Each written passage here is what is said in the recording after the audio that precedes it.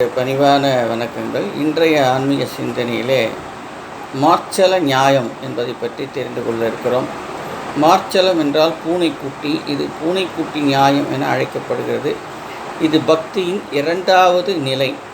மற்கட நியாயப்படி நம் மனத்தை இறைவனிடம் செலுத்தினால் இறைவன் நம்மிடம் அருள் புரிவார். அருள் புரிய தொடங்கியதும் பூனைக்குட்டி நியாயம் என்னும் நிலையை அடையலாம். பூனைக்குட்டி தான் இருக்கும் இடத்திலேயே இருந்து கொண்டு தாய் பூனை நினைத்து கொண்டே இருக்கும்.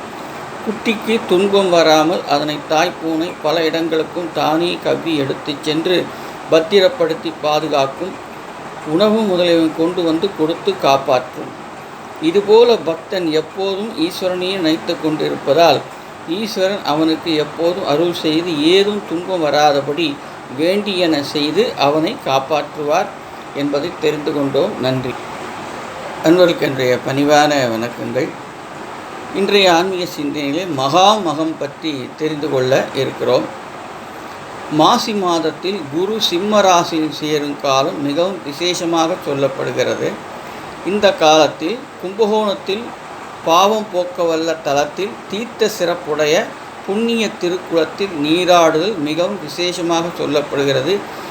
இவ்வாறு சேரும் காலம் 12 ஆண்டுகளுக்கு ஒரு முறை நிகழ்வதால் மகாமகம் என்று அழைக்கப்படுகிறது என்பதை தெரிந்து கொண்டோம். நன்றி.